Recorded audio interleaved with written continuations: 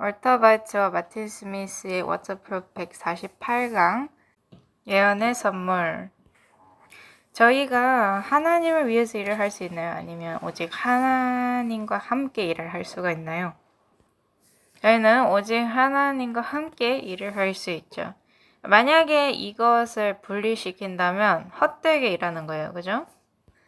사실 그분께서 함께 가시지 않는다면 이 원수를 혼자 만나게 돼요. 앞으로 나가면. 그리고 만약에 뒤처지게 되면 이 원수가 뒤에 몰래 다가와서 쳐낼 겁니다. 그래서 항상 그분께 가까이, 최대한 가까이 붙어 있는 것이 좋죠. 이게 방금 말한 게 굉장히 중요합니다. 왜냐하면 많은 경우에 하나님과 함께 일을 하다가 그분께서 나와 함께 일을 하신다는 사실을 점점 잊어버리기 시작하고, 그래서 그분을 위해서 일하기 시작합니다. 그렇게 하면 피곤해질 수도 있고, 아니면 왜 내가 이런 일을 하면서 어려움을 겪고 있는지 이해하는데 힘들 수도 있죠. 근데 하나님한테 도움을 구하지를 않아요. 내가 혼자 할 수 있다고 생각을 하기 때문에. 자, 오늘 저희는 예언의 선물들에 관해서 말을 할 겁니다. 여기에 관해서 저희가 전에도 말을 했어요. 그 전에도 말을 했고요. 그 전에도 말을 했지만 다시 한번 말을 할 겁니다. 자, 왜 우리가 이런 일을 하느냐? 사람들이 이해를 못하는 것처럼 보여요. 뭘 이해를 못하는 것처럼 보이냐면 이것들이 얼마나 중요한지를.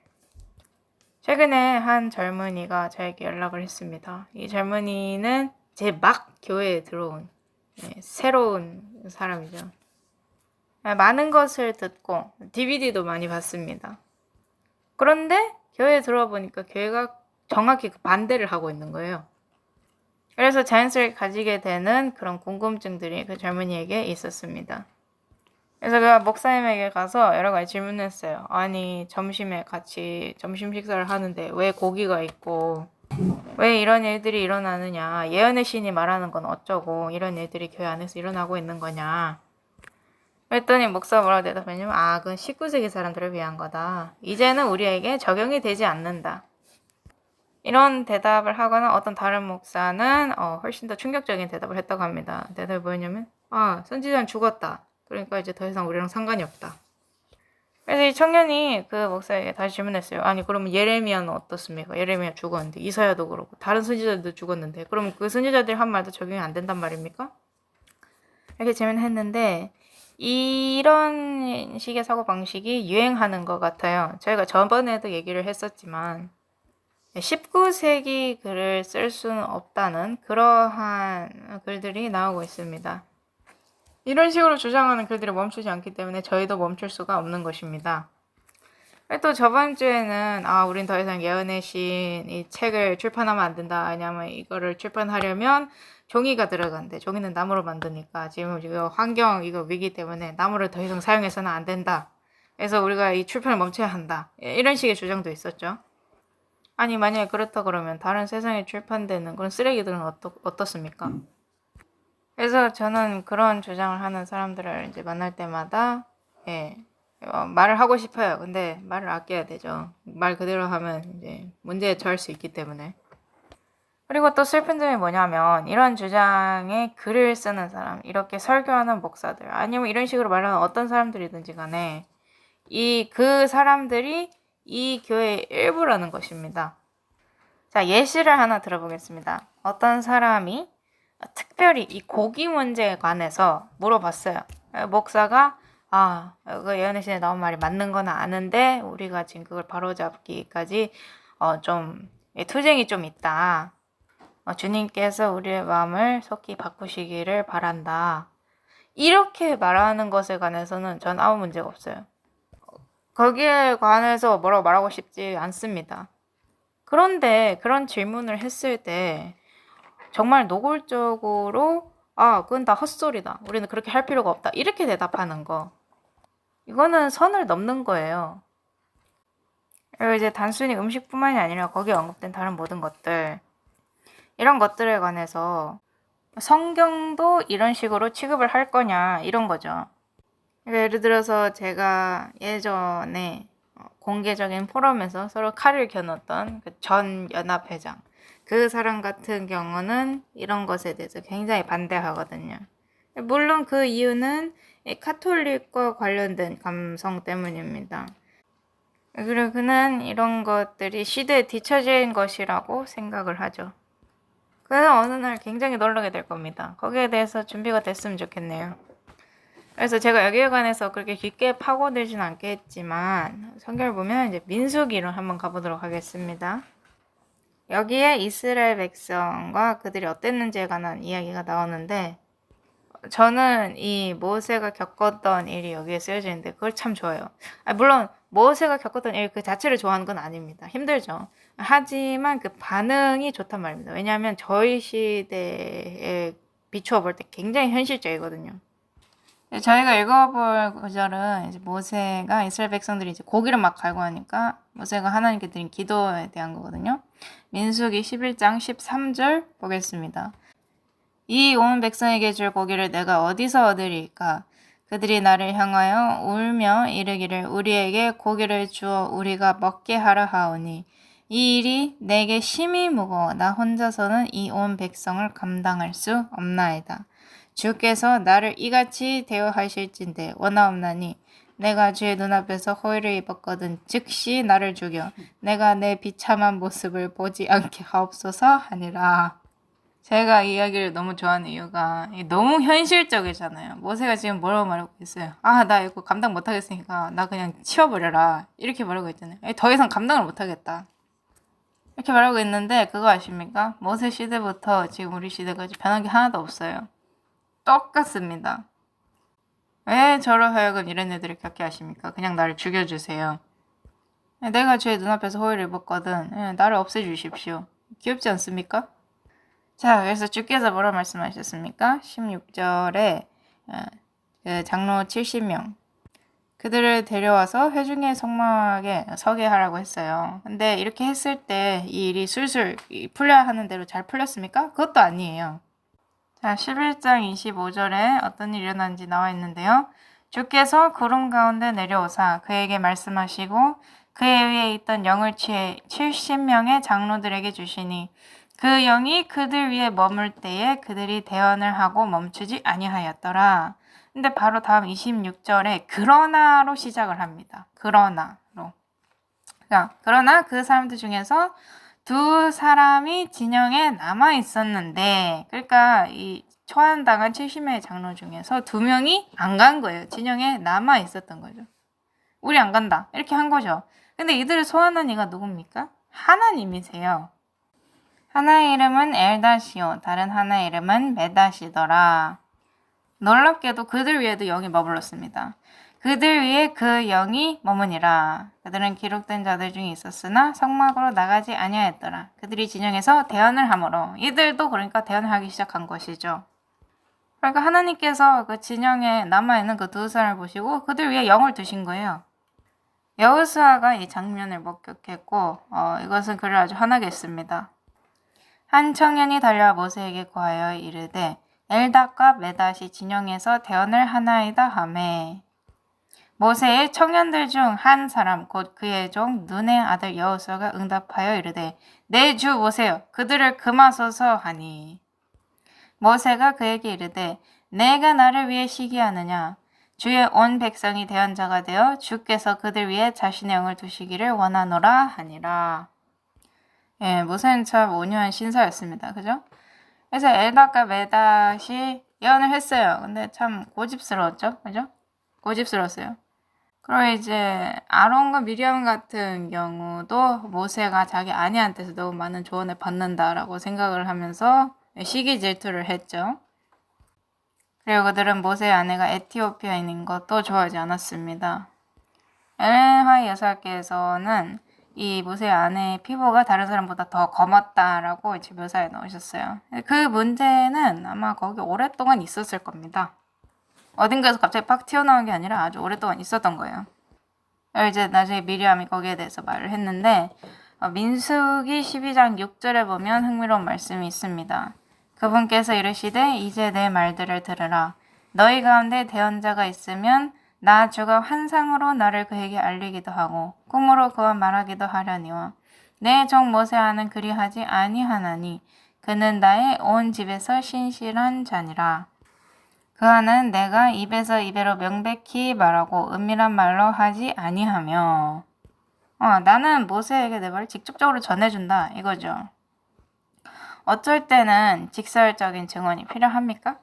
그렇습니다. 왜냐하면 혼란스러워서 내가 원하는 게 뭔지 모를 때도 있고 어쩔 때는 혼란스럽고 싶어서 그럴 때도 있거든요. 하나님은 항상 그러셨어요. 뭔가 올바르지 않은 것이 기어들어오기 시작할 때 항상 올바르고 직설적인 증언을 보내셨습니다. 그러니까 이것에 관해서 그럴 수도 있고 그렇지 않을 수도 있고 이런 식으로 논쟁을 할 수가 없는 거예요. 왜냐하면 증언이 아주 직설적이기 때문에. 자, 12장 8절 마저 읽겠습니다. 또 그는 주의 모습을 보려니와 너희가 어찌하여 내 종 모세 비방하기를 두려워하지 아니하느냐 하시니라. 그분께서 아론과 미리암에게 말씀하고 계시죠.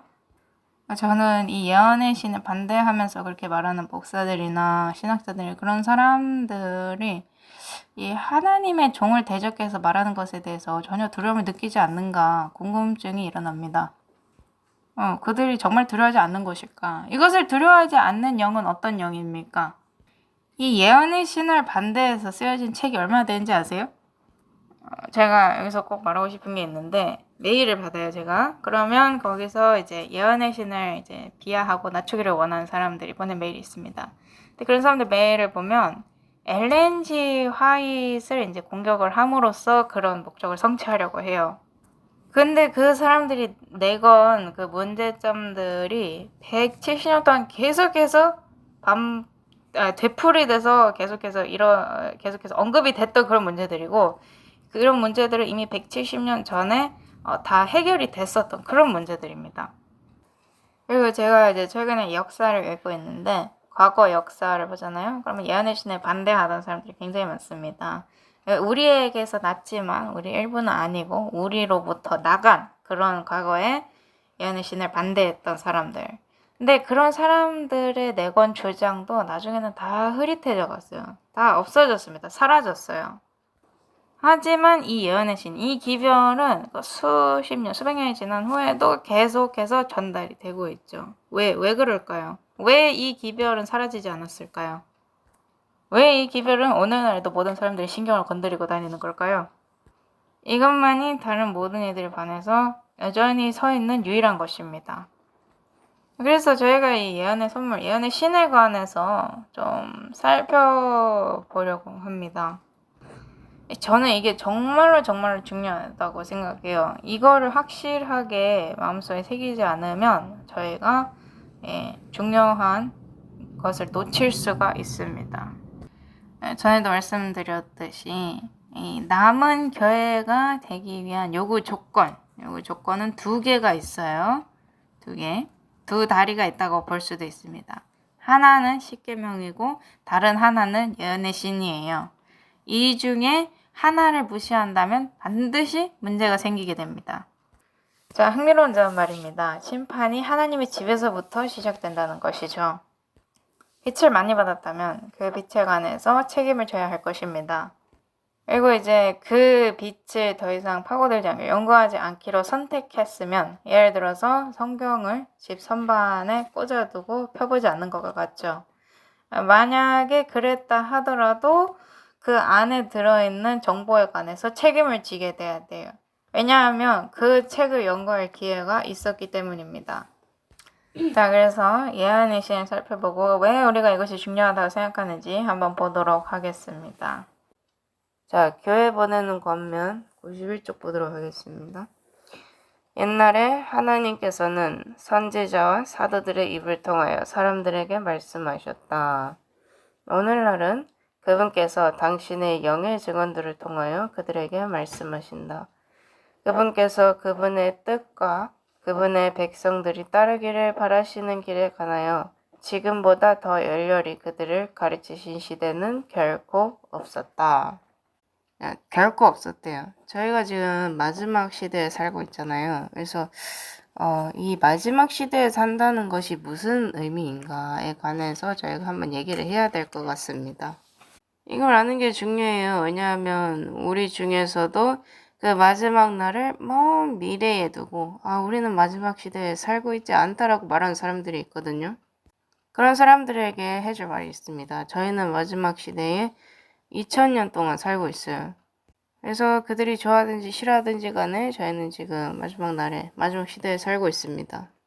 저희가 마지막 날에 살고 있는 것도 맞지만 이 때의 끝에 살고 있기도 하거든요. 여기 차이점이 있는데 거기에 관해서도 한번 보도록 하겠습니다. 그런데 다시 예언의 신을 보면 이 더 열렬히 그들을 가르친 시대가 결코 없었다라고 나오잖아요. 그분께서 그분의 떡과 그분의 백성들이 따르기를 바라시는 길에 관하여 지금보다 더 열렬히 그들을 가르치신 시대는 결코 없었다. 자, 이 말을 반대하면서 이 글은 여선지자로 추정이 되었던 사람으로부터 나왔던 글이다라고 말할 수도 있어요. 하지만 이 글이 진실이라면 어떡할 겁니까? 자, 시대의 징조 1897년 4월 1일자 한번 보도록 하겠습니다.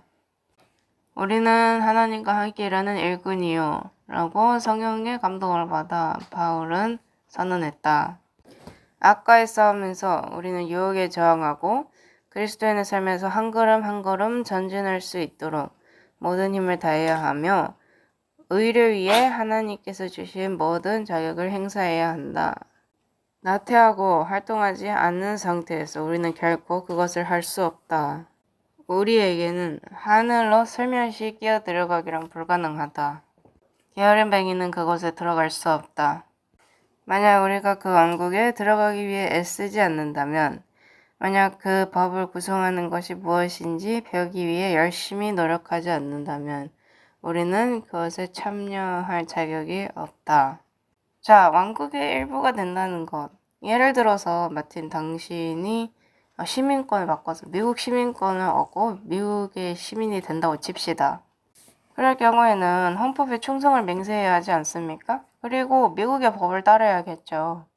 그 미국에는 제가 지금 여기 있는 나라보다 다른 법이 있을 거 아닙니까? 그럼 그 법을 따라야죠. 다른 법을. 자, 그래서 이런 일들이 땅에서도 일어나는데 하늘에서 얼마나 더 그렇겠습니까? 인류의 첫 부모가 그 법을 어김으로써 큰 문제에 휩싸였나요? 그렇습니다. 네, 그것의 결과로 저희가 지금 여기 앉아 있는 거겠죠. 예수님께서 편안히 좁은 길을 지나서 문에 도착해라 그렇게 말씀하셨습니까? 아닙니다. 노력하라고 하셨죠. 그래서 지금 엘렌 화 여사께서 말씀하고 계신 거는 성경이 말하는 것과 상당히 일치합니다. 네, 그래서 저희는 하늘에 슬며시 이렇게 끼어 들어갈 수 없어요. 그곳에 들어갈 자들은 하나님의 충성되고 신실한 종들이요 그리스도와 함께 멍에를 지고 그분의 일을 하고 그분께서 이기셨던 것처럼 이기고 이 잘못된 것을 향한 경향에 날마다 싸우는 자들이다. 그리고 그 잘못된 경향은 반드시 십자가에 못 박혀야 한다. 그들은 반드시 하나님과 함께하는 일꾼들이 되어야 한다. 기도에 지치지 않고 그들의 정신을 성령님의 도움을 받아 끊임없이 하늘로 돌리며 동시에 하나님께서 그들의 도움 위에 제공해 주신 것을 모두 사용해야 한다. 논리적으로 들리나요? 100% 그렇다고 생각합니다. 성경적으로 들립니까? 그렇습니다. 자, 그럼 저희 선구자들에게로 가보기로 하겠습니다. 왜냐하면 이 교회는 선구자들에게 시작되었기 때문이죠. 이 교회는 이 교리와 성경에 관해서 너무나 많은 혼란이 있을 때 성경에 대한 연구를 기반으로 해서 세워진 교회입니다. 그 당시만 해도 수백 개가 넘는 종파가 각자 자신만의 신조를 세우고 거기에 매달려 있었죠. 그게 문제인 것입니다. 그래서 이렇게 교파가 많이 나는 거예요. 왜냐하면 한 교파는 자기만의 신조를 가지고 있고 그것을 놓고 싶지 않기 때문에 새 교회를 시작하거든요. 그래서 사람이 죽으면 잠잔다고 믿는 자들이 있고요. 사람이 죽으면 잠잔다고 믿지 않고 영에 대해서 돌아다니고 뭐 친척들, 가족들을 방문하고 그런다고 믿는 사람들이 또 있습니다. 그리고 이제 이 땅에서 얼마나 악마 같았는지는 상관없이 하늘에서 높은 자리를 얻는다고 믿는 사람들이 있죠. 이 두 교리에는 차이점이 있습니다. 그렇지 않습니까? 완전히 반대죠. 이 둘 중 하나는 옳고 다른 하나는 그릇될 것입니다. 자, 그래서 저희 교회의 개척자들이 성경을 연구했어요. 그들은 신조가 뭐라고 하는지 궁금해하지 않았고 성경이 뭐라고 하는지를 궁금했습니다. 성경이 과연 뭐라고 말을 할까? 예언은 뭐라고 말을 하고 있을까? 그리고 이들이 혼란스러워서 이것이 옳은지 저것이 옳은지 어느 길로 가야 할지 모를 때 예언의 신은 그들에게 길을 보여주는 운송수단이 되었습니다. 그래서 성경적일 수밖에 없는 겁니다.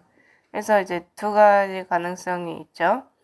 그들이 연구한 것을 확신하게 해주는 글이라던가 아니면 그들에게 올바른 길을 보여주는 글이라던가.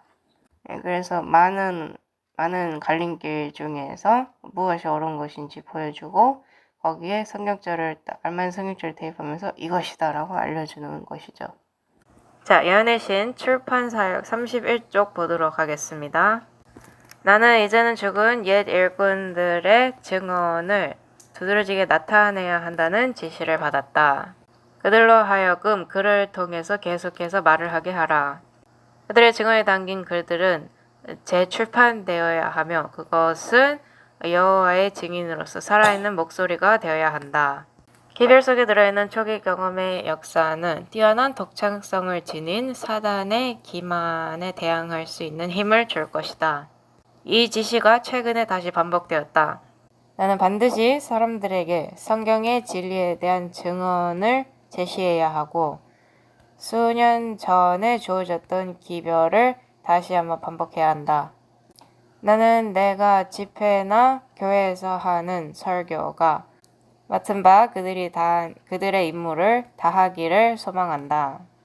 왠지 화해 여사께서 말씀하신 대로라면 이 많은 것을 출판하기엔 너무 많은 나무가 들지 않을까요? 그러면 우리가 이걸 무시해야 합니까? 이런 주장은 너무나도 말이 안 되는 거예요. 그런데 저희가 방금 읽은 이 글은 100몇 년 전에 쓰여진 것이고 이 글을 쓴 사람도 죽었어요. 그 하인 여사의 글 뭐라고 나와 있습니까? 이제는 죽은 자들의 그 증언을 다시 한번 출판해야 된다고 널리 퍼뜨려야 된다고 말하고 있죠. 네, 하인 여사의 글을 퍼뜨리는 걸 반대하는 사람들도 그 반대를 하면서 이산화탄소를 배출하고 있는 거잖아요. 나무를 희생시키고. 그러니까 똑같은 셈이죠. 자, 농담은 여기까지 하도록 하겠습니다. 슬픈 것이 뭐냐면 이러한 감성을 교회의 큰 부분이 가지고 있다는 것입니다. 우리는 이러한 감성이 성경과 조화를 이루는지에 관해서 보여줘야 해요.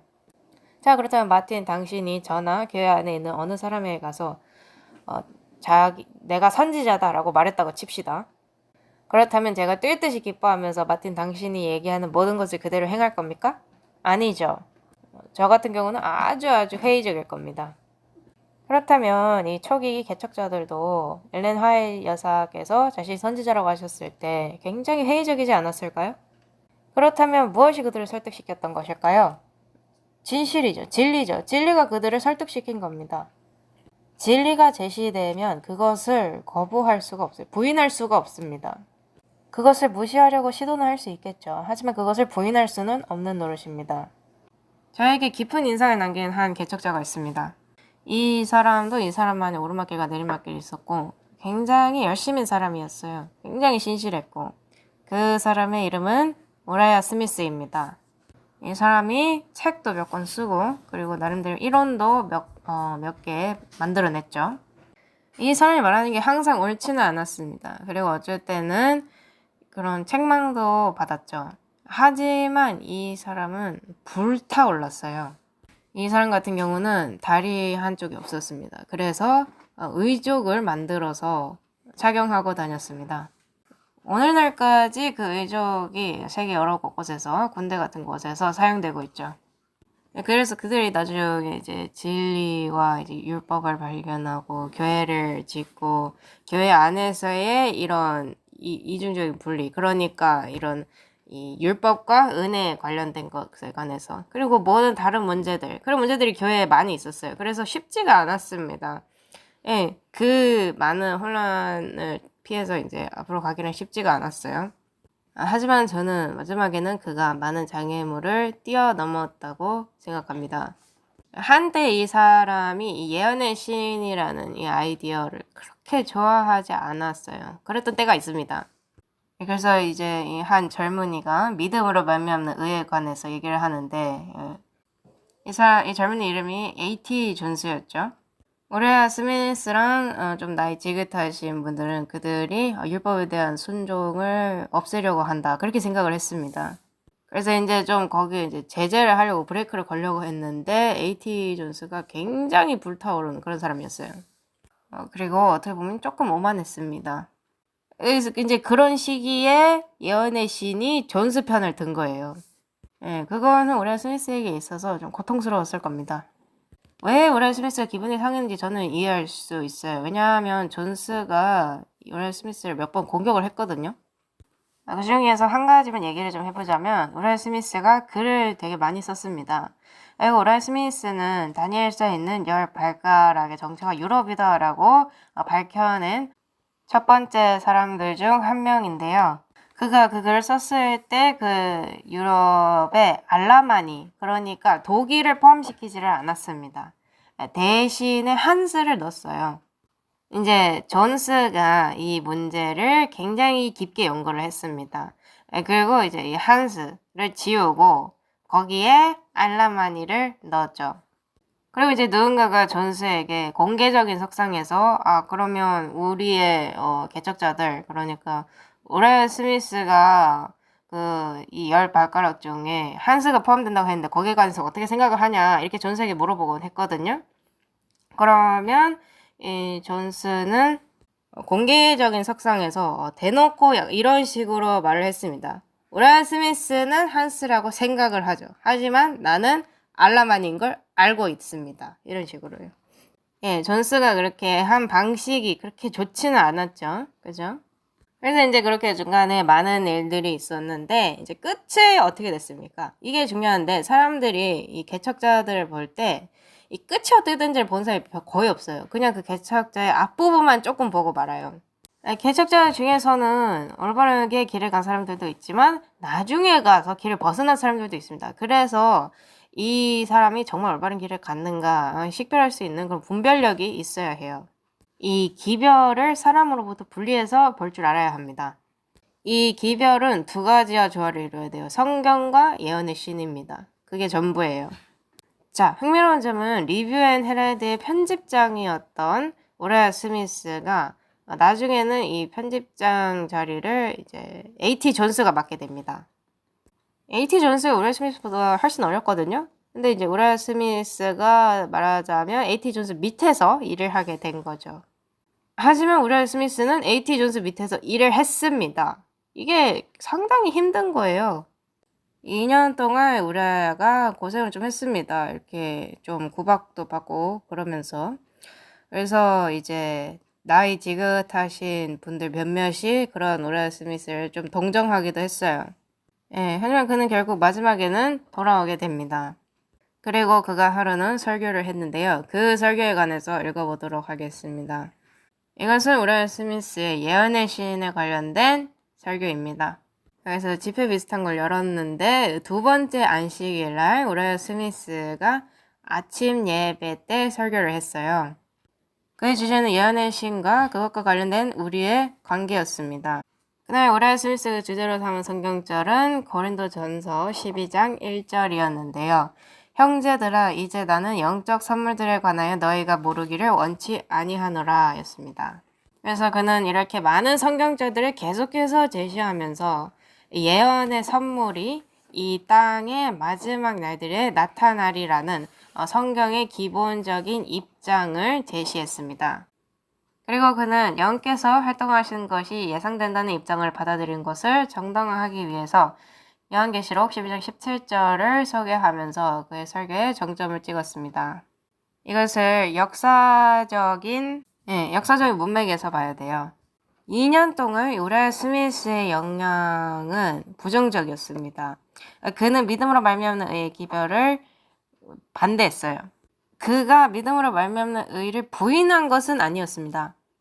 그래서 그는 한쪽 주장이 다른 쪽 주장보다 더 많은 무게가 실려 있다고 믿은 것뿐이었어요. 그래서 거기에 행위도 이제 조금 추가하고 싶었던 겁니다. 네, 그리고 2년 동안 오레아 스미스는 예언의 신에 관해서 그리 많이 말하지 않았습니다. 왜냐하면 책망을 받았기 때문이죠. 예, 그래서 엘렌 화이트 여사의 삶이나 행위에서 나타나는 그 예언의 신에 관해서 말을 아꼈습니다. 2년 동안.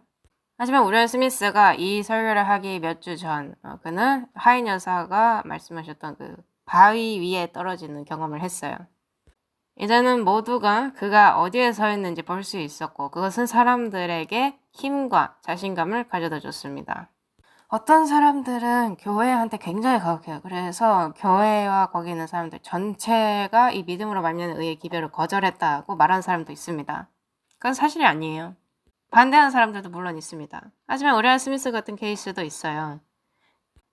그는 이 믿음으로 말미암는 의가 제시된 방향에 관해서 이제 제시된 형태에 관해서 반대를 했습니다. 거기 이제 물론 개인적인 어떤 것도 좀 있었겠죠. 그런데 이제 여기 글을 보면 그가 바위에 떨어지는 경험을 하고 이 강력한 설교를 사람들에게 가지고 오게 된 것입니다. 그래서 저는 이렇게 생각해요. 이 개척자들은 저희들처럼 싸웠습니다. 그리고 저희들처럼 그들도 다 인간이었어요. 그래서 우리도 오랄 스미스가 그랬던 것처럼 이 바위에 떨어져서 부서져야 하고 저희의 고집스러운 성향을 굴복시켜야 합니다. 오랄 스미스는 그의 안에서 정말 엄청난 전투를 했을 겁니다. 하지만 그의 마지막 결과를 보면 그의 삶을 고려할 가치가 충분히 있다고 봅니다.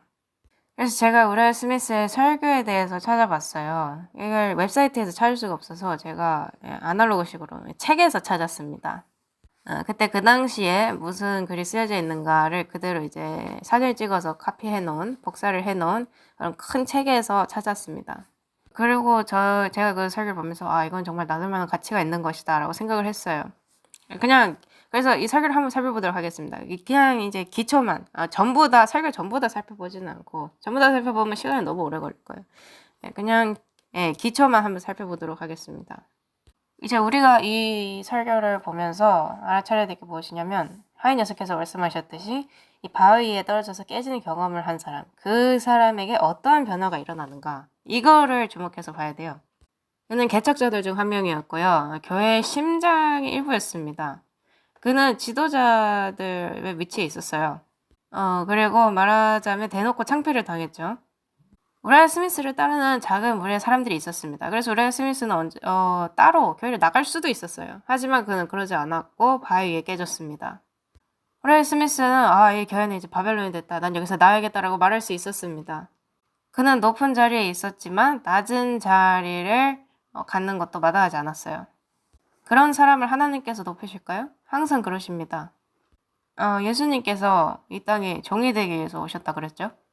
자, 그래서 저희가 그 설교를 살펴볼 거고요. 나중에 이제 예언의 신의 목표가 무엇인가를 한번 자세히 볼 거예요. 이것이 많은 사람들에게 그렇게 큰 장애물이라면 왜 이것이 우리에게 그토록 필요한 것일까? 왜 이스라엘 백성들에게 모세가 필요했죠? 만약에 그가 거기 없었으면 아주 끔찍한 악몽들이 많이 있었을 겁니다. 모세가 없었다면 그들이 어디로 갔을까요? 그들이 무슨 짓을 했을까요? 모세가 거기 함께 있었음에도 불구하고 이미 악몽이랑 비슷했습니다. 모세가 이스라엘 백성들을 이집트에서로부터 이제 가나안 땅으로 인도했죠.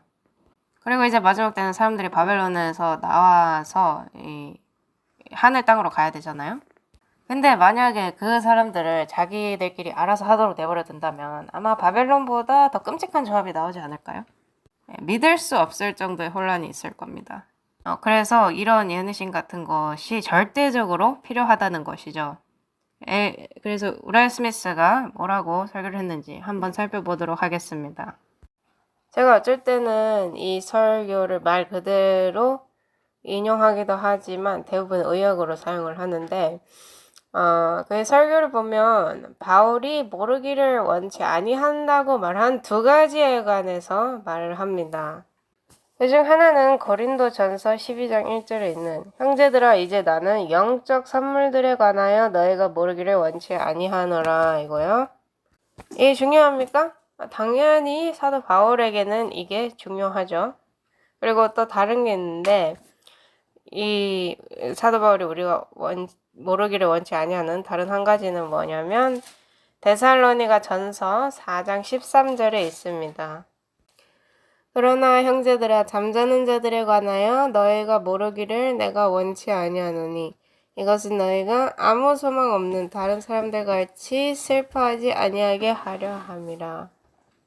방금 사도 바울이 얘기한 두 가지 다 긴장감을 조성하는 그런 주제들이죠. 예. 그래서 영적 선물과 죽은 자들의 상태, 이 두 가지에 관해서 오늘날 많은 말다툼이 있는데요. 이것이 사단의 마지막 큰 기만들 중 하나가 될 겁니다. 근데 이 사단의 기만이 성공을 하려면 그 사단이 만들어낸 교리인 영혼 불멸설에 사단이 의지를 할 수밖에 없거든요. 자, 그래서 이 두 가지 주제 다 모든 것이 회복되는 것과 마지막 남은 교회의 임무에 관해서 굉장히 중요하다는 것입니다. 그래서 바울은 우리가 이 두 가지 문제에 관해서 무지하기를 원치 아니했는데 이것은 이 두 가지를 올바르게 이해하는 것이 교회, 특별히 이제 남은 자들에게 너무나 중요하기 때문이고, 그들이 이제 마지막 날들에 이 사단의 기만을 마주할 때 굉장히 중요하기 때문입니다. 이 중요한 요점들을 올바르게 이해하면 강신술로부터 자신을 보호할 수 있고, 성경의 거짓된 해석으로부터 이제 나를 지킬 수가 있는 거죠. 강력하지 않습니까? 다른 말로 하자면 이런 것들을 들을 때 성령이 무슨 뜻인지를 올바르게 이해해야 한다는 것입니다. 저희가 이런 문제들을 살펴보는 게 굉장히 중요해요. 자, 그 다음에 그의 설교에서 베드로 후서 3장 16절을 인용하는데요. 또 그의 모든 서신에서도 이것들에 관해 그 안에서 말하였을 때 그 안에 깨닫기 어려운 것이 더러 있으므로 배우지 못하여 불안정한 자들이 다른 성경 기록들과 같이 그것들도 왜곡하다가 스스로 파멸에 이르느니라. 이건 지금 베드로가 사도 바울의 서신에 관해서 얘기하고 있는 겁니다. 내가 해볼 질문은 이 성경을 잘못 해석하고 왜곡하는 것. 이것이 사도들의 시대에도 있었느냐 이 말입니다. 있었습니다. 그렇다면 마지막 시대에도 있을까요? 물론입니다. 그리고 사도들의 시대와 마지막 시대 중간에도 항상 있겠죠. 그 다음에 이 유명한 성경절이 있죠. 계시록 12장 17절. 용이 여자에게 진노하여 그녀의 씨 중에서 남은 자들 곧 하나님의 명령들을 지키고 예수 그리스도의 증언을 가진 자들과 전쟁을 하려고 가니라. 예수 그리스도의 증언을 믿는 자들이 아니라 가진 자들입니다. 가진 자들. 자, 그래서 영적 선물은 교회에 있어서 중요하고 우리가 그것을 이해하는 것이 중요합니다. 예, 너희가 모르기를 원치 아니하노라고 했잖아요. 다른 말로 하자면 난 너희가 이것을 이해하기를 바란다는 말입니다. 성령님의 사역은 신비롭지만 이것을 통해서 은혜가 교회에 일할 수 있다. 그분은 위로자이시며 진리의 영, 소망의 영, 영광의 영이시다. 네, 이것들을 다 영어 세계에서 찾아볼 수 있고요. 거기 다 있을 겁니다. 네, 그 다음에 설교를 보면요. 영적 선물들로 가서 사도 바울이 우리가 모르길 원치 아니했던 것이 정확히 무엇인가에 관해서 설명을 합니다. 그리고 왜 그랬는지. 자, 그래서 고린도전서 12장 1절부터 한번 보도록 하겠습니다. 형제들아, 이제 나는 영적 선물들에 관하여 너희가 모르기를 원치 아니하노라. 너희가 알거니와 너희는 이방인들로서 이 말 못하는 우상들에게로 이끌림을 받은 대로 끌려갔느니라. 예수 지금 무슨 말을 하는 거예요? 너희가 우상들에게 하는 대로 그대로 따라하면서 이끌어갔다. 그러니까 만약에 사람들이 이 우상을 술에 실어서 어디론가 데려가면 그 뒤를 여기서 주문을 외우면서 따라갔고 이 보지도 듣지도 말하지도 못하는 그런 우상들을 따라갔다. 그 당시에도 이런 사람들의 눈에 볼 땐 초자연적이지만 이제 사악한 영들의 역사하는 일들이 있었습니다. 그러므로 내가 너에게 깨닫게 하노니 하나님의 영으로 말미암아 말하는 자는 아무도 예수님을 저주받은 자라 하지 아니하고 또 성령님으로 말미암지 않고서는 아무도 예수님을 주라고 말할 수 없느니라. 굉장히 잘 쓴 구절입니다. 자, 그래서 진리에 관해서 배우고 싶을 때 내가 배우려는 그 진리의 중심에 그리스도가 없다. 그러면 그 진리는 진리가 아닌 것입니다. 왜냐? 그 하나님의 영이 우리를 그 진리로 인도할 거기 때문이죠. 그리고 예수님을 말로만 찬양하고 이제 말로만 섬기는 것은 진실로 그분을 섬기는 것과는 많이 다릅니다. 이 현대 번역본 같은 경우에는 이런 거를 잘못 번역을 해서 거의 바울이 예수님을 저주하는 것처럼 보이게끔 그렇게 해서 적어놨거든요. 근데 지금은 그쪽에 대해서 살펴보지 않도록 하겠습니다. 고린도전서 12장 4절부터 계속 읽어볼게요. 이제 선물은 여러 가지나 같은 성령이시고, 이게 굉장히 중요한 요점입니다. 다른 선물들이 있어요. 하지만 다 똑같은 성령님으로부터 오는 것입니다. 그것들은 모두 다 그리스도가 중심에 있어야 돼요. 만약에 그렇지 않다면 그것은 하나님께로부터 온 것이 아닌 것입니다.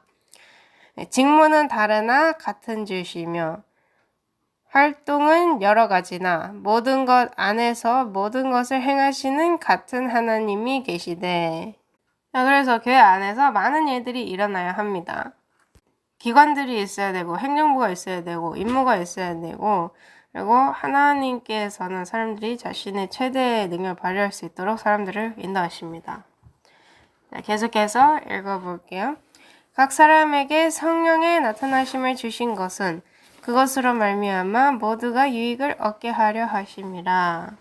다른 말로 하자면 이것은 나 자신만을 위한 선물이 아니라는 것입니다. 이것은 항상 서비스, 다른 이들을 섬기기 위해서. 그래서 이것이 만약에 교회를 더 강하게 만드는 데 사용되지 않고 오로지 개인만을 위해서 사용된다.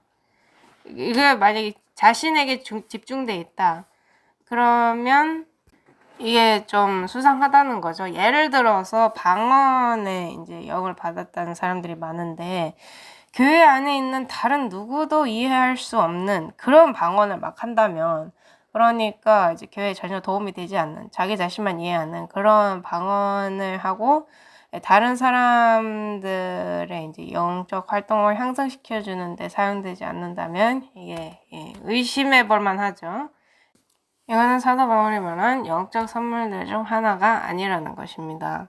자, 그럼 계속해서 12장 8절부터 읽어보도록 할게요. 어떤 사람에게는 성령을 통하여 지혜의 말씀을, 다른 사람에게는 같은 성령을 통하여 지식의 말씀을, 다른 사람에게는 같은 성령을 통하여 믿음을, 다른 사람에게는 같은 성령을 통하여 병 고치는 선물들을, 다른 사람에게는 기적을 행함을, 다른 사람에게는 대언함을, 다른 사람에게는 영들 분별함을, 다른 사람에게는 여러 종류의 타원어들을. 이 사도 바울을 보면 계속해서 이걸 반복하고 있습니다. 다른 사람에게는, 다른 사람에게는, 다른 사람에게는 이렇게.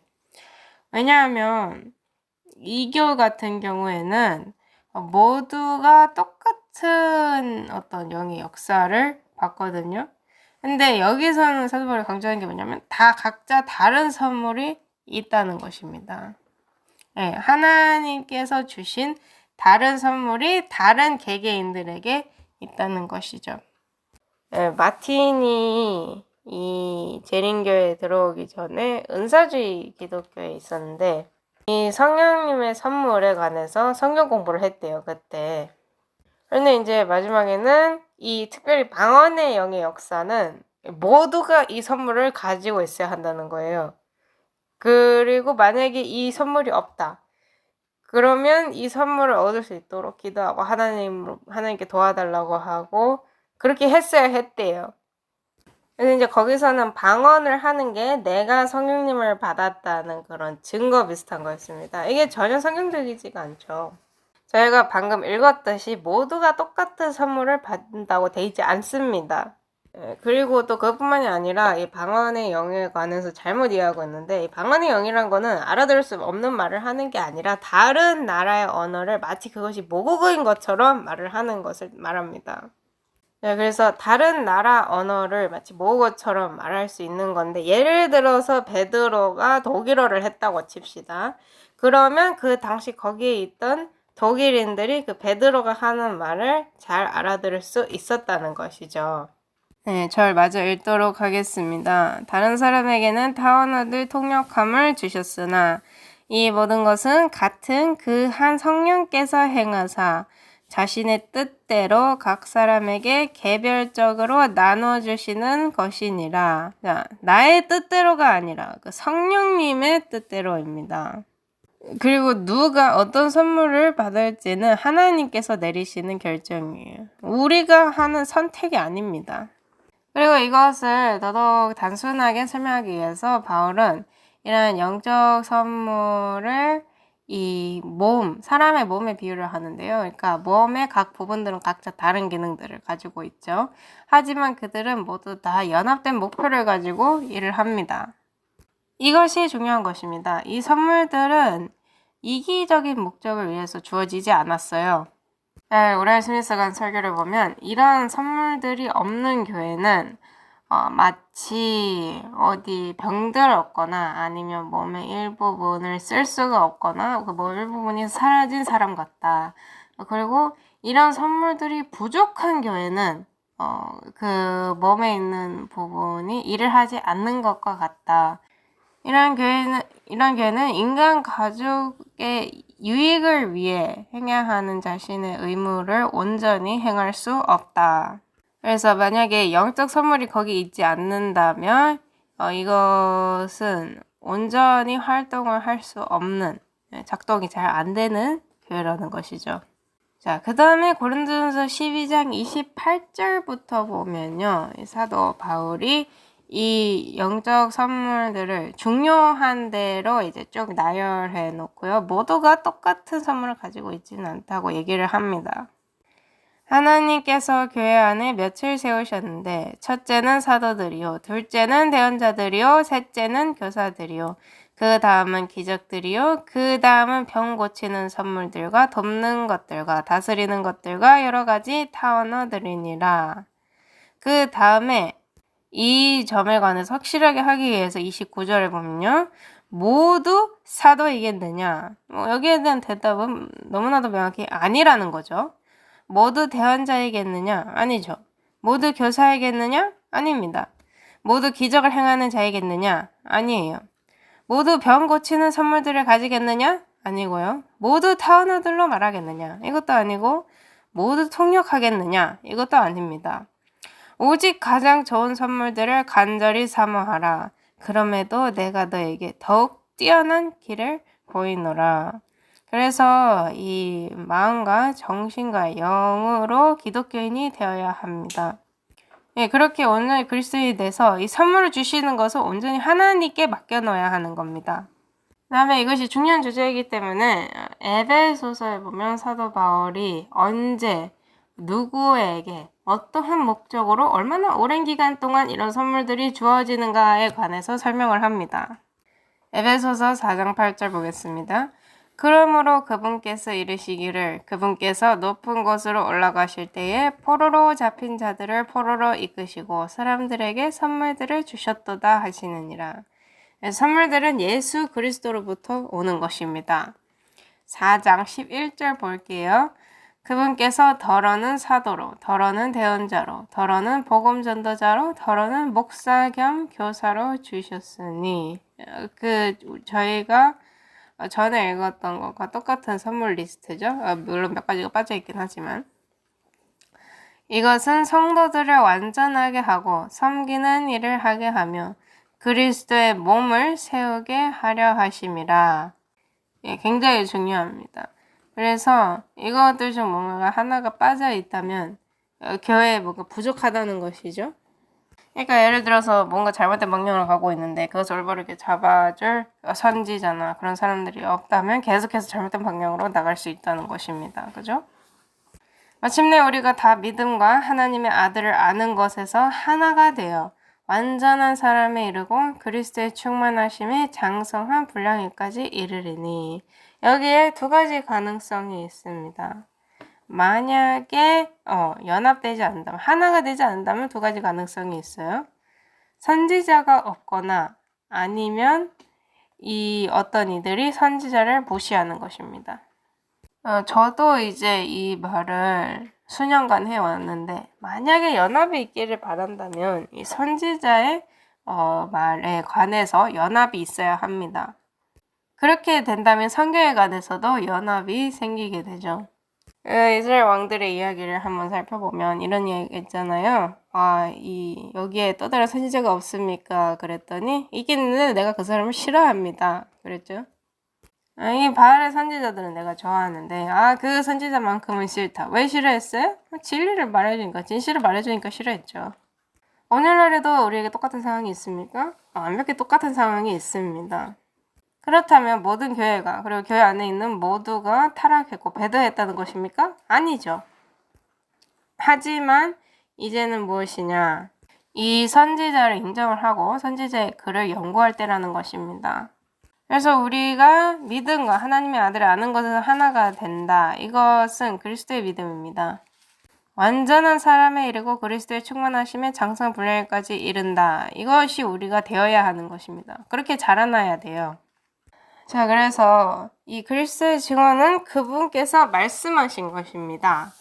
만약에 그분께서 선지자에게 말했고 선지자가 우리에게 말했는데 우리는 이 글을 퍼뜨리기 위해서 나무를 잘라내서 종이로 만드는 건 너무 낭비다. 그럴 가치가 없다.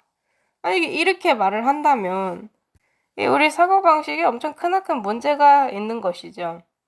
왜냐하면 이건 뭐라고 말하는 것과 똑같으냐. 예수님, 전 당신이 저에게 말하는 것을 듣고 싶지 않습니다. 이렇게 말하는 것과 똑같습니다. 14절 보겠습니다. 이것은 우리가 이제부터 더 이상 아이가 되지 아니하여 사람들의 속임수와 몰래 숨어서 속이려 하는 자들이 사용하는 간교한 술수로 말미암아 교리의 모든 바람에 이리저리 흔들려 밀려다니지 아니하고. 여기서 언급한 모든 것들이 교회 안에 있죠. 이 모든 교리의 바람과 간교한 술수, 속임수 이런 모든 것들. 기만. 자, 그래서 고린도 전서를 보면 그리스도의 오심을 기다리는 자들은 이 성령님의 모든 선물로 복 받을 것이라는 것을 확인해 줍니다. 고린도 전서 1장 6절 7절 보도록 하겠습니다. 자, 이것은 곧 그리스도의 증언이 너희 안에서 굳게 세워진 바와 같도다. 이로써 너희가 어떤 선물에서도 뒤처지지 아니하고 우리 주 예수 그리스도의 오심을 기다리나니. 모든 선물이라고 그랬는데 이것에는 예언의 선물도 포함이 되나요? 물론입니다. 특별히 예언의 선물일 수도 있어요. 왜냐하면 이 예언의 선물이 우리로 하여금 다른 선물들도 존재한다는 사실을 일깨워줄 수 있으니까요. 그래서 이 모든 선물들을 쭉 나눠놓고 그 다음에 뭐라 그러냐면 어떤 선물에서도 뒤처지지 아니해야 한다고 합니다. 예수 그리스도 오심을 기다린다면 이런 선물들이 전부 다 회복이 돼야 한다는 것이죠. 이것이 이 글이 쓰여진 때를 보면 굉장히 흥미로운데 여기 보면 이 그리스도의 증언이라 그러잖아요. 그죠? 그래서 그리스도의 속히 오심을 고대하는 사람들에게 사도 바울이 다음과 같이 적었습니다. 데살로니가 전서 5장 1절부터 한번 볼게요. 그러나 형제들아 그 때와 그 시기에 관하여는 내가 너에게 쓸 필요가 없나니 주의 날이 밤에 도둑같이 이르는 줄을 너희 자신이 완전히 아느니라. 성경이 이렇게 말하고 있습니다. 그죠? 그들이 평안하다, 안전하다 하고 말할 그때에 아이벤 여자에게 해산의 고통이 임하는 것 같이 갑작스러운 파멸이 그들에게 임하나니 그들이 피하지 못하리라. 그러나 형제들아, 복수죠. 한 사람만을 가리키는 게 아닙니다. 그러나 형제들아, 너희는 어둠 속에 있지 아니한즉 그 날이 도둑같이 너희를 덮치지 못하리라. 아름답습니다. 왜 그날이 도둑같이 그들을 덮치지 못할까요? 왜냐하면 그들에게는 예언의 신과 선물들이 있기 때문입니다. 이 모든 것을 온전히 가지고 있으면 어둠 속에 있을 이유가 전혀 없어요. 어둠 속에 남아있기를 선택할 수는 있겠죠. 하지만 어둠 속에 있을 필요가 없다는 것입니다. 너희는 다 빛의 자녀요 낮의 자녀니라. 우리는 밤이나 어둠에 속하지 아니하니. 어떻게 이 어둠을 내몰아낼 수 있었을까요? 왜냐하면 선물들이 거기 있었기 때문입니다. 그러므로 우리는 다른 사람들처럼 잠자지 말고 오직 깨어 정신을 차리자. 자, 남은 자들은 미지근합니다. 그리고 아마 그중 일부는 잠들어 있을 거예요. 왜냐하면 열처녀의 비유에서도 보셨듯이 다 잠들었잖아요. 그죠? 자, 그 다음에 19절로 넘어가 보면요. 데살로니가전서 5장 19절부터 보겠습니다. 성령을 억누르지 말라. 대언하는 것을 멸시하지 말라. 모든 것을 시험해보고 선한 것을 굳게 붙들라. 이렇게 말을 합니다. 자, 저희가 왜 이걸 하고 있는지 기억해보세요. 저희가 우라이아 스미스의 설교를 지금 보고 있는 거잖아요. 우라이아 스미스가 이런 모든 것들을 지금 끄집어내고 있는데 제 생각에는 우리 개척자들은 굉장히 꼼꼼했던 것 같습니다. 기억하셔야 될 게 우라이아 스미스는 이 문제가 이제 2년 동안 자신을 괴롭혔던 문제잖아요. 사도 바울이 처음에 교회에 들어왔을 때도 그렇게 괴롭혔던 문제들이 있었습니다. 그리고 마틴 당신도 처음에 기독교 여기 우리 재림교회 들어왔을 때 그런 문제들이 있었죠. 당연합니다. 예, 저도 제가 따라가기 싫었던, 그러니까 하기 싫었던 그런 문제들과 싸웠던 적이 있었어요. 누가 자기가 살아온 삶의 방식을 온전히 버리고 이 사람이 이렇게 말했으니까 이렇게 해야 되겠구나 하고 바로 이렇게 변하겠습니까? 예, 그래서 그렇게 하기 위해서는 미쳤거나 아니면 굉장히 높은 동기를 부여받아야 하죠. 그래서 이걸 보면 하나님께서 어떻게 그에게 역사하셨는지 그 문제가 어떻게 그를 괴롭혔고 결과적으로 그가 그래 이 문제를 한번 살펴보자 이렇게 된 겁니다. 그렇게 해서 살펴본 결과 이 설교가 나오게 된 것이죠. 자, 그래서 데살로니가 전서 5장 19절에 성령을 억누르지 말라. 이거는 성경적 명령입니다. 그리고 이 대언하는 것에 관해서 그가 어떻게 대하는지 한번 보겠습니다. 그래서 우라이아 스미스가 데살로니전서 5장 19절, 20절, 21절에 관해서 뭐라고 말했는지 한번 볼 건데요. 성령을 억누르지 말라. 이것은 중요한 명령이다. 대언하는 것을 멸시하지 말라. 이것은 대언, 그러니까 예언을 멸시하지 말라라고 하지 않고 대언하는 것을 멸시하지 말라잖아요. 그러니까 이게 현재 진행형이라는 것이죠. 다른 말로 하자면 누군가가 지금 우리에게 뭔가를 말해주고 있다는 뜻입니다. 이 성경절은 다니엘서, 그러니까 그 예언서를 연구하고 그걸 멸시하지 말라. 이사야서를 연구하고 그걸 멸시하지 말라. 이렇게 말하는 게 아니라는 것이죠. 뭐라고 말을 하고 있냐면 대언하는 것을 멸시하지 말라라고 말하고 있습니다. 현재 진행형입니다. 그 다음에 21절에 모든 것을 시험해보고 직접 확인해보라 이겁니다. 아니면 바보죠. 이것은 예수님께서 와서 보라라고 하신 것과 똑같은 겁니다. 모든 것을 시험해봐라 이거예요.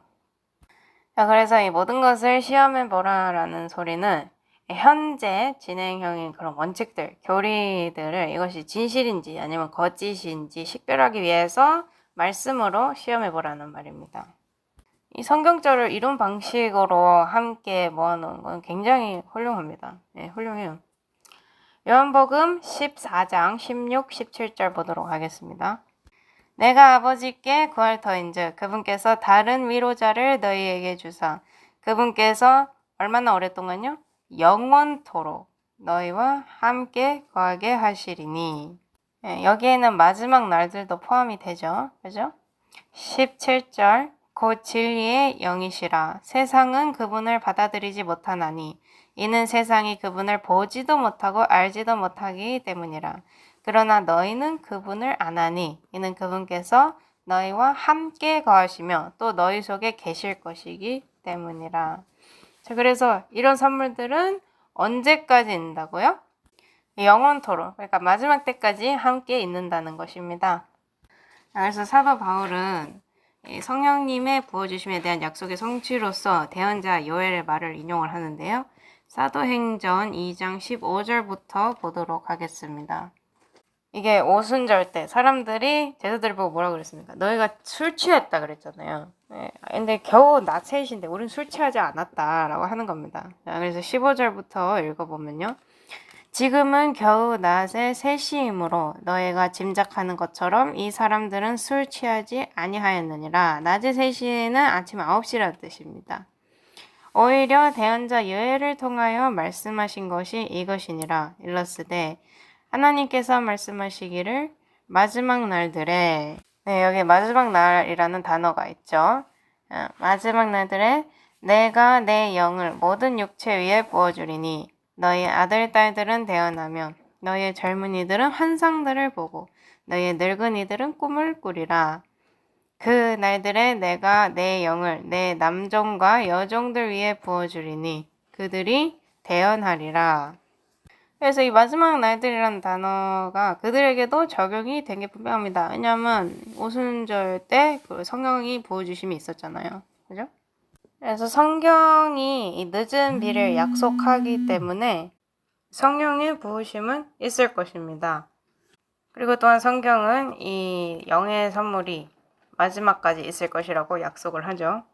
그리고 사도 바울은 그가 떠난 뒤에 굶주린 늑대들이 들어올 것이라고 경고를 합니다.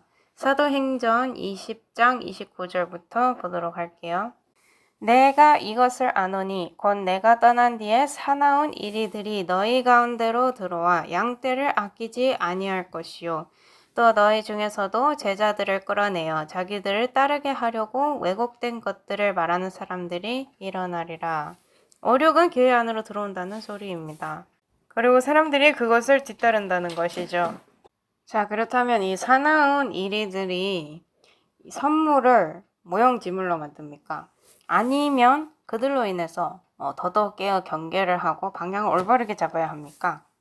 이 선물이 오순절에 멈췄습니까? 아니면 그것이 미래의 세대에게 그리고 회개하는 자들에게 약속되었습니까?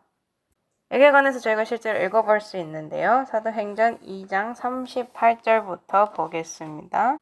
이에 베드로가 그들에게 이르되 회개하고 너희 각 사람이 예수 그리스도의 이름으로 침례를 받아 죄들의 사면을 얻으라. 그리하면 너희가 성령님을 선물로 받으리니 이 약속은 너희와 그러니까 그 베드로의 시대죠. 너희와 너희 자손과 미래 세대입니다. 그리고 멀리 떨어져 있는 모든 사람 곧 주 우리 하나님께서 부르실 모든 사람을 향한 것이니라 하고 자, 그럼 이게 얼마나 오랜 기간 동안 선물이 있다는 소리입니까? 예, 마지막 때까지 있는다는 소리죠. 그럼 여기서 해봐야 할 질문은 왜 이런 선물들이 교회로 이렇게 전해져 내려오지 않았냐? 계속해서 있지 않았냐는 것과 이것이 어느 단계에서 다시 회복이 될 것인가 라는 겁니다. 이 두 가지 질문이 바로 오라이어 스미스가 물어봤던 질문인데요.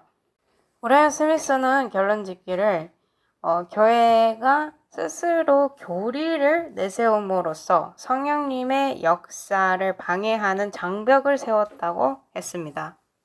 자, 그의 말에 따르면 이 교회에 있는 그 신조와 성령님은 함께 거할 수 없고 그래서 이 교회는 흩어지고 부서진 채 광야에서 이 영의 선물이 온전히 나타남 없이 제 옷을 입고 광야에서 예언을 했다는 것입니다.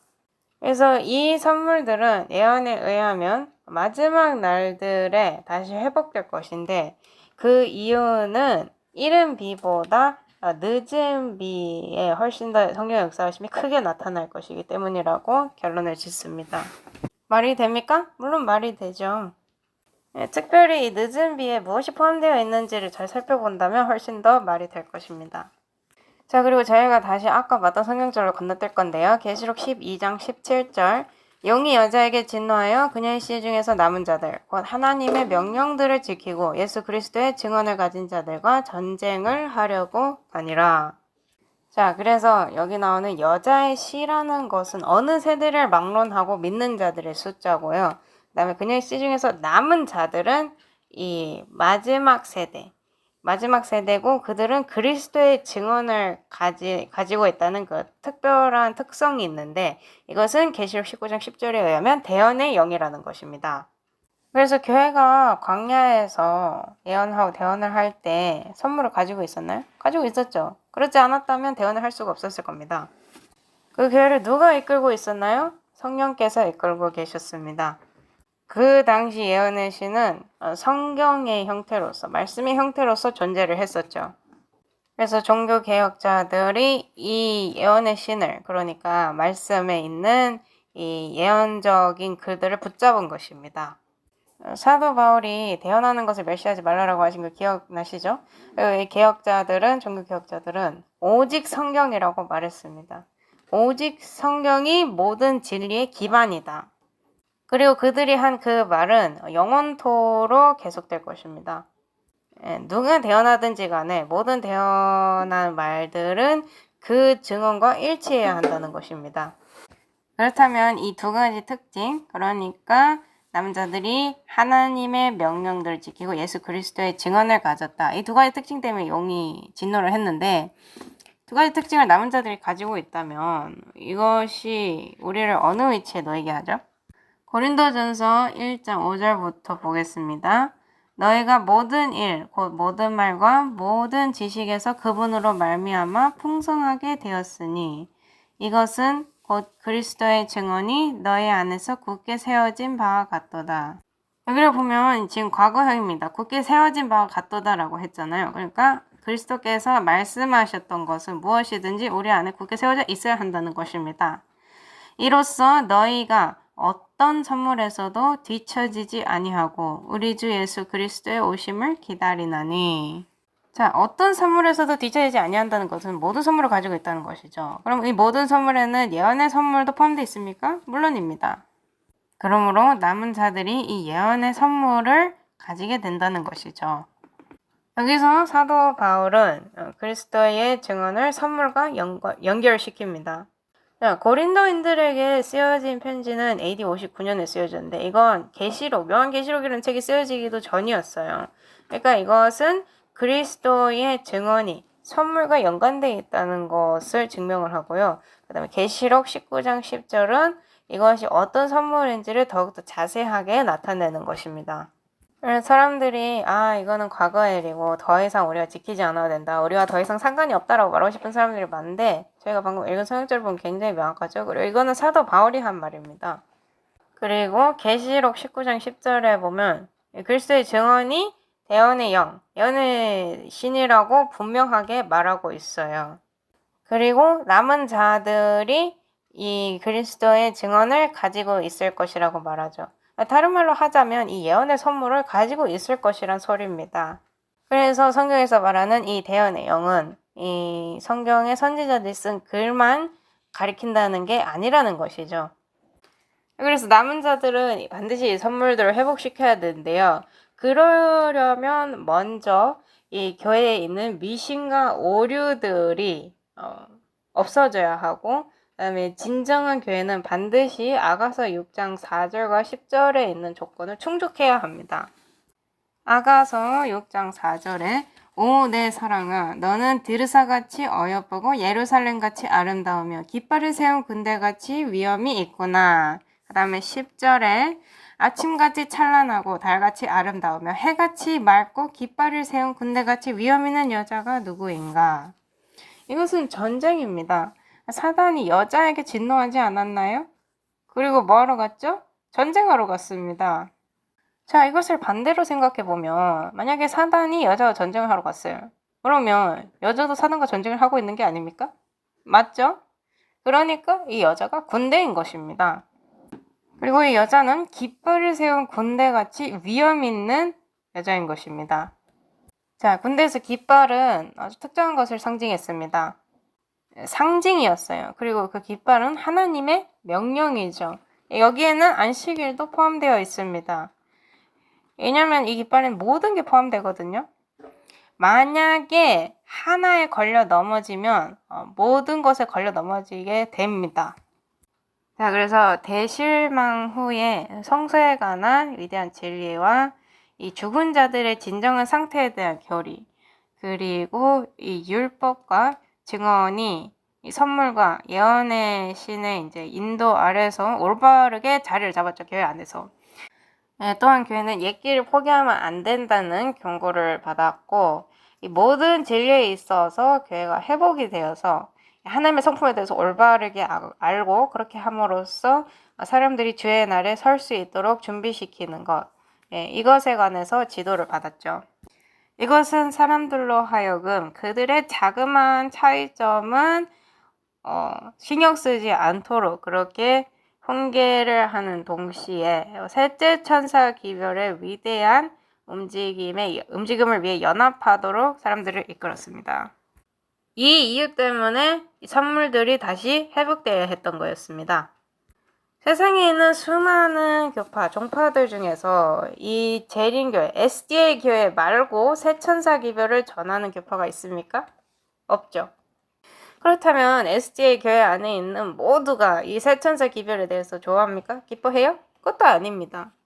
안타깝게도 아니에요. 그리고 몇몇 이들은 이 새천사 기별을 전파하는 것에 관해서 극렬히 반대를 합니다. 하지만 가라지가 알곡과 함께 자라지 않던가요? 언제까지 같이 자랍니까? 출소할 때까지 같이 자랍니다. 자, 그렇다면 교회 안에서 우리는 이 환경 위기 때문에 예언의 시인에 관련된 책을 세상에 나눠줄 수 없다라고 말하는 가라지가 이 교회를 쓸모없이 만듭니까? 그것도 아닙니다. 지금 이 교회가 예언의 신을, 대언의 영을 가지고 있습니까? 가지고 있습니다. 그래서 이것은 굉장히 중요하다는 것이죠. 브루스 스미스가 질문을 합니다. 제가 봤을 때 한 15에서 16가지 질문을 한 것 같은데 저는 3-4가지 질문만 다루도록 하겠습니다. 자, 첫 번째 질문은 SDA 교회가 엘렌 화이트 여사의 글을 하나님의 계시로 받아들이는가입니다. 공식적으로는 그렇게 받아들이죠. 하지만 공식적이지 않은 이제 어떤 일부 사람들은 그렇게 받아들이지 않습니다. 만약에 첫 번째 질문에 대한 답이 확실해졌다면 그 다음 두 번째 질문을 할 수 있습니다. 이 글을 무엇을 근거로 하나님의 계시라고 받아들이는가? 이거 중요한 질문 아닌가요? 물론 당연히 중요한 질문입니다. 저희가 방금 성경 연구했는데 거기를 보면 이 선물들이 마지막 때까지 있을 것이라는 걸 배웠죠. 그리고 특별히 마지막 날에 남은 자들이 그리스도의 증언을 가지고 있다고 했는데 그 그리스도의 증언이 성경에 의하면 대언의 영이라는 것도 배웠습니다. 왜 그렇죠? 이 연합을 위해서 과거에 무슨 일이 일어났는지 돌아보면 거기에 대한 답이 나옵니다. 그래서 무엇을 근거로 이 글을 하나님의 계시라고 받아들이는가에 대한 질문에 대한 대답은 그 글은 하나님의 말씀에 적혀있는 모든 조건과 맞아야 하고 하나님의 말씀과 무조건적인 조화를 이루어야 합니다.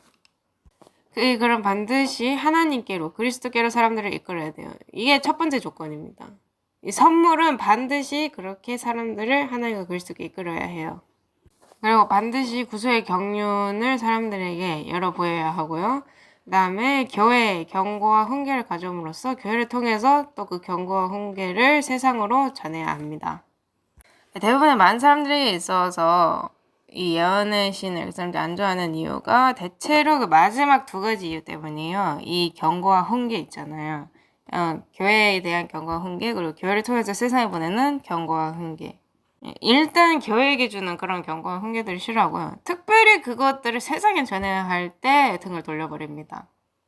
자, 옛날에 있던 선지자들, 대언자들이 이런 책망을 왕들에게까지 전했나요? 전했습니다. 그것 때문에 구덩이에 던져지고 톱으로 몸이 썰리기도 했죠. 이스라엘을 톱으로 썰어버린 게 유다의 왕 므낫세였죠. 하나님의 백성이라고 불리던 자들이 왕이 그랬습니다. 여기 이 이야기에 있어서 이상한 점은 이스라엘가 아니라 므낫세가 생각을 돌렸다는 것이죠. 포로로 잡혀갔을 때 다시 한번 생각을 하게 됐고 다시 왕국으로 돌아와서는 자신이 했던 일들을 다시 되돌리려고 노력을 했습니다. 그래서 므낫세는 하늘에 가게 될 거예요. 이 이야기 참으로 놀랍습니다. 하지만 우리 모두가 므낫세처럼 두 번째 기회를 얻게 되라고 장담할 수는 없는 일입니다. 자, 그럼 다음 질문으로 가보겠습니다. 이 예언의 선물이 기적과 징조와 이런 이적으로 표현이 되어야 하느냐가 질문인데요. 다른 말로 하자면 이것이 예언의 선물을 믿기 위해서는 이런 기적들이, 이런 위대한 사건들이 필요하냐 이겁니다. 대답은 아니오죠. 자, 이 선물 자체가 그들을 위해서 증거하는 그런 증거들이고 그리고 우리가 이제 미래를 과거의 빛으로 비추어 볼 때 이 예언의 선물은 특정한 상황 하에서 선택받은 소수의 인물들을 통해서만 나누어졌습니다. 뭐 한 번에 막 수백 명의 선지자가 있고 그러지 않았잖아요. 어쩔 때는 이사야, 어쩔 때는 예레미야, 뭐 한 시대에 동시대에 이제 두 명의 선지자가 있던 경우도 있었습니다. 하지만 모두가 선지자는 아니었죠. 느헤미야도 선지자가 아니었습니다. 느헤미야는 행정관이었죠. 그에게는 행정을 하는 데 있어서 재능이 있었습니다. 그리고 또 저희가 알아야 될 게 참된 선지자는 항상 다른 거짓 선지자들과 싸우고 있는 겁니다. 엘리야처럼 말이죠. 엘리야 이야기만 보더라도 그가 홀로 수백 명의 거짓 선지자와 싸웠던 것을 알 수 있습니다. 그리고 항상 분리되기 싫어하는, 구별되기 싫어하는 자들이 있을 겁니다. 그래서 예전에 이스라엘 백성 역사만 보더라도 시리아와 동맹을 맺으려고 하고, 바벨론과 동맹을 맺으려고 하고, 아시리아와 동맹을 맺으려고 하고, 에큐메니즘이죠, 이게. 그렇다면 오늘날 우리 시대에 이러한 기관들의 심지어 부회장까지 되려고 하는 사람들이 우리 가운데 있습니까? 있습니다. 그러면 이스라엘 안에 하나님이 없느냐? 이런 질문이 나올 만도 하죠. 자, 그래서 모두가 사도도 아니고 모두가 대언자들도 아닙니다. 하지만 한 명이 이 선물을 받았다면 그것은 교회 안에 있는 것입니다. 교회 안에 있고 충분하다는 것이죠. 자, 그럼 그 다음 질문을 한번 보도록 하겠습니다. 다음 질문은 이것이 유명하고 전 세계적으로 받아들여지겠느냐라는 질문입니다. 당연히 대답은 아니오입니다. 절대 그럴 리가 없어요. 그래서 그들이 이 교회 주인이신 분을 바알세불이라고 부르고 그분을 마귀라고 부르면 그분의 종들도 똑같이 대하지 않겠습니까? 이 용은 사소한 것으로 인해서 화를 내지 않고 죽은 교회에게 화를 내지 않습니다. 거기에 대해서 진노하지 않아요, 용은. 그러면 무엇이 그의 분노를 일으키는가? 이 용을 진노케 하는 특징이 두 가지가 있는데요. 그 두 가지는 함께 서 있습니다. 그 두 가지가 뭐냐면 하나님의 계명과 예수님의 증언에 대한 순종입니다. 그래서 이 두 가지가 교회 안에 있고 이 둘이 연합돼 있을 때 환란이 올 것이라는 것을 짐작할 수 있는 것이죠. 그리고 그 또 같은 교회 안에 수백 명의 바알의 선지자가 있을 것을 예상할 수 있습니다. 빠르든지 느리든지 간에 최후의 대결이 다가오는데 그때 하나님께서는 하늘에서 불을 내려주심으로써 응답하실 것입니다. 늦은 비를 부어주시는 것이죠. 어떤 사람들은 여기에 대해서 아무런 반응도 보이지 않을 수 있습니다. 하지만 다른 사람들은 이것을 와서 보고 교회 안으로 들어오게 될 것입니다. 자, 그래서 이 예언적 선물에 대한 교리는 성경에서 교회에 있어서 아주 중요한 것으로 취급이 되고 성령님을 무시하는 것, 이것이 영적 성장에 있어서 굉장한 장애가 되므로 성경이 이것에 대해서 저희에게 경고를 하고 있는 것을 볼 수 있습니다. 데살로니가 전서 5장 19절 보면 성령을 억누르지 말라라고 나와 있습니다. 타오르는 불에 차가운 물을 붓지 말라는 것입니다. 저희는 백성들로서 머지않은 미래에 용의 분노를 상대해야 되죠. 그리고 만약에 우리가 이 성령님을 억누르지 않는다면 우리에게 늦은 비가 부어질 것이고 이것은 큰 소리 외침으로 이어질 것이며 하나님의 백성들을 세상 사방 곳곳에서 모을 것입니다. 우리는 말씀의 청지기와 현대 진리의 청지기가 되도록 부르심을 받았습니다. 고린도 전서 4장 2절 보도록 할게요. 또한 청지기들에게 요구되는 것은 신실한 사람으로 드러나는 것이라. 그래서 저희가 이 예언의 선물에 대해서 연구를 했는데 그렇다면 예언의 신을 읽고 시험해보고 만약 이것이 하나님의 뜻대로라면 이것을 받아들이는 것이 얼마나 중요합니까? 아주 중요합니다. 그리고 성령을 억누르지 말라라고 했죠. 하라는 대로 하라는 겁니다. 나중에 해야지 하고 남겨두지 말라는 것입니다. 그리고 저는 경고를 하고 싶어요. 이러한 문제에 있어서 가장 작은 자들을 걸려 넘어지게 하는 것보다는 차라리 목에 맷돌을 메고 바다에 빠지는 게 훨씬 낫습니다. 만약에 이것이 하나님께로부터 왔다면 이것은 그리스도의 증언입니다. 이것은 무슨 뜻이냐? 우리가 순종해야 한다는 것이죠. 그리고 이것을 그리스도의 증언처럼 취급해야 한다는 것입니다. 또한 이것을 잘 연구해 보면 이것이 우리에게 사실은 좋다는 것을 발견할 수 있습니다. 이것은 멍해가 아니에요. 내 멍에는 쉽고 가볍다고 했습니다. 성경에 있는 계명과 똑같아요. 멍해가 아닙니다.